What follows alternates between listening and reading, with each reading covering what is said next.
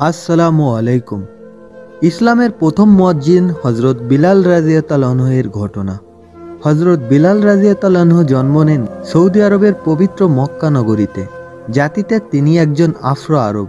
পিতার নাম রাবা এবং মায়ের নাম হামামা। তার পিতা একজন কৃতদাস হলেও তার মা ছিলেন শাহজাদি। শাহজাদি কেমন করে গোলামের স্ত্রী হলো সেটা জানতে হলে আমাদের আরেকটু পিছনে ফিরে যেতে হবে। আমাদের প্রিয় নবী হজরত মুহাম্মদ সাল্লাল্লাহু আলাইহি সাল্লাম জন্মগ্রহণ করেছিলেন 570 খ্রিস্টাব্দে। সেই বছরই আবিসিনিয়ার বাদশা আব্রাহা তার বিরাট হস্তি বাহিনী নিয়ে পবিত্র মক্কা নগরীকে আক্রমণ করেন। হস্তি বাহিনীর ভয়ে আরবরা ভয়ে আতঙ্কিত হলেও আল্লাহর ঘর রক্ষা করার ব্যবস্থা করলেন আল্লাহ নিজেই। হস্তি বাহিনী সহ আব্রাহা পরাস্ত হলো। এই ঘটনার কথা তুলে ধরা হয়েছে পবিত্র আল কোরআনে সূরা ফিলে। ফিল শব্দের অর্থ হাতি। যুদ্ধে পরাজিত হয়ে আব্রাহা সমস্ত বাহিনী পালিয়ে গেল।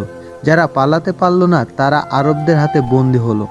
এই বন্দীদেরই একজন ছিলেন বিলাল রাদিয়াল্লাহু আনহু এর মা হামামা। হামামা ছিলেন স্বয়ং বাদশা আব্রাহার ভাতিজি, কিন্তু ভাগ্যের ফেরে হলেন দাসী। সম্ভ্রান্ত কুরাইশ বংশের এক ব্যক্তি খলফের ঘরে তার স্থান হলো বাদী হিসেবে। সেখানেই আবিসিনিয়ার আরেক দাস রাবাহ কাজ করতেন। তাদের বিয়ে হয় এবং তাদের ঘরে জন্ম নেন ইসলামের একনিষ্ঠ কাণ্ডারি হজরত বিলাল রাদিয়াল্লাহু আনহু। হজরত বিলাল রাদিয়াল্লাহু আনহু এর চেহারা মোবারকের যে বর্ণনা বিভিন্ন পাঠ্যপুস্তকে লিপিবদ্ধ রয়েছে তা থেকে জানা যায় একজন আফ্রো আরব হিসেবে তার গায়ের রং ছিল কালো, দেহের গঠন ছিল লম্বা, মাথার ঘন কালো চুলে তিনি লাল খিজাব ব্যবহার করতেন। বাবা মায়ের স্নেহের ছায় শিশু বিলাল বড় হচ্ছিলেন। হঠাৎ করেই বিলালকে এতিম করে তার বাবা মা দুজনেই পাড়ি জমান না ফেরার দেশে। এর আগে বিলালকে রেখে যান মনিব খলফের কাছে। একজন কৃতদাসের ছেলে হিসেবে তাকেও কৃতদাস হতে হয়েছিল। বিলাল সেভাবেই চলছিলেন। একদিন মারা গেলেন খলফ।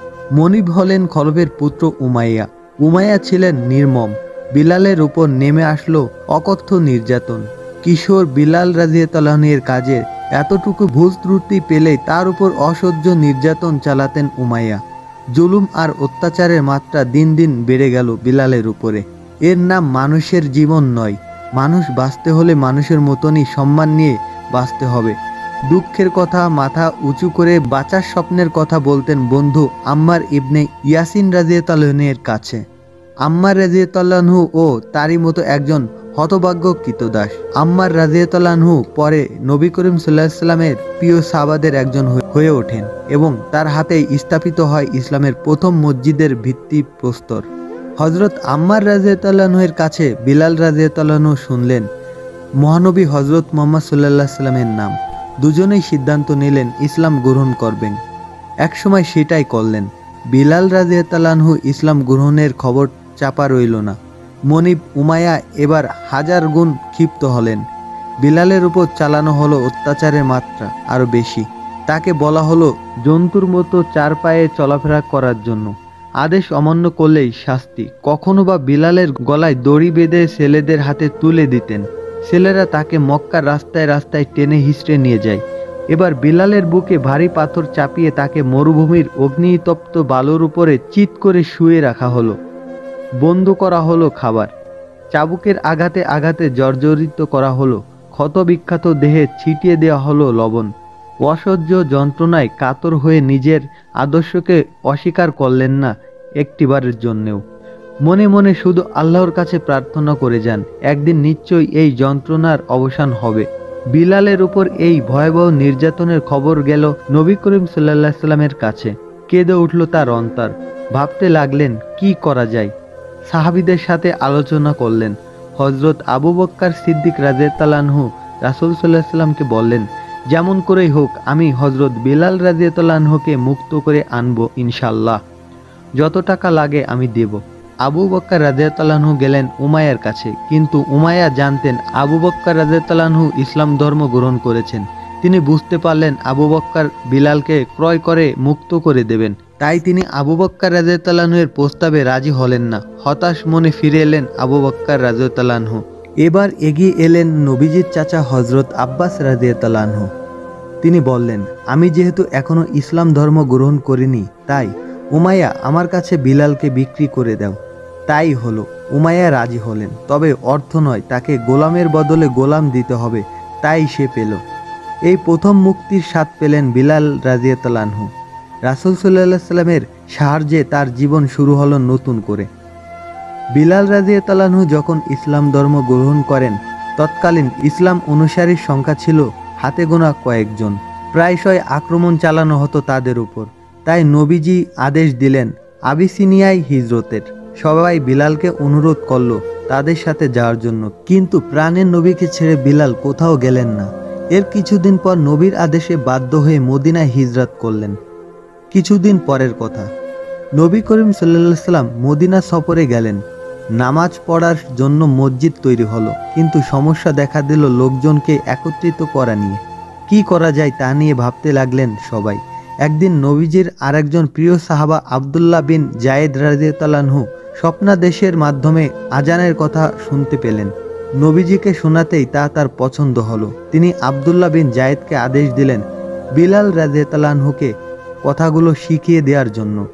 বিলাল রাদিয়াল্লাহু আনহু এর কণ্ঠস্বর অত্যন্ত সুরেলা এবং মিষ্টি হয়। নবী করিম সাল্লাল্লাহু আলাইহি সাল্লাম বললেন, বিলাল হবে ইসলামের প্রথম মুয়াজ্জিন। তারপর থেকে বিলালের আজানে আল্লাহর দরবারে হাজিরা দিত সকল ধর্মপ্রাণ মুসলমান। তার আজানে মন এক অদ্ভুত পবিত্রতায় ছুঁয়ে যেত। নবী করিম সাল্লাল্লাহু আলাইহি সাল্লামের ইন্তেকালের আগ পর্যন্ত মসজিদে নববীতে একটানা 11 বছর আজান দিয়েছিলেন বিলাল রাদিয়াল্লাহু আনহু। বিলাল রাদিয়াল্লাহু আনহু ইসলামের প্রতি তার ভালোবাসা, ত্যাগ আর নিষ্ঠার পুরস্কার স্বরূপ লাভ করলেন সারা মুসলিম জাহানের প্রথম মুয়াজ্জিন হওয়ার গৌরব। তিনি নবী করিম সাল্লাল্লাহু আলাইহি সাল্লামের এবং প্রায় সমস্ত সাহাবাদেরই প্রিয়ভাজন ছিলেন। নবীজিকে তিনি প্রাণের চেয়েও বেশি ভালোবাসতেন। একসময় অসুস্থ হয়ে রাসূল সাল্লাল্লাহু আলাইহি সাল্লাম ইন্তেকাল করলেন। শোকে বিলাল রাদিয়াল্লাহু আনহু মদিনা ছেড়ে চলে যেতে চাইলেন, কিন্তু খলিফা আবু বকর সিদ্দিক রাদিয়াল্লাহু আনহু এর অনুরোধে মদিনায় থেকে গেলেও রাসূল সাল্লাল্লাহু আলাইহি সাল্লামের মৃত্যুর পর যতদিন বেঁচে ছিলেন তার মুখে কোনো হাসি ছিল না।